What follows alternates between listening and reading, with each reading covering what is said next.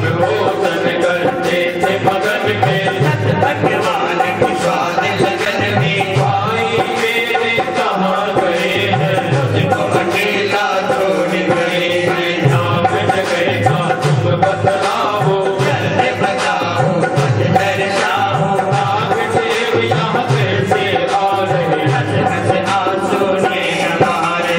भगवती संकोच कर रही, हिम्मत करके पतियाँ कर रहे। अपना नाम बताओ प्राणी, जल में बलवानी। कितनी उम्र आपकी हुई, पर तेज उदासी छाई। माता पिता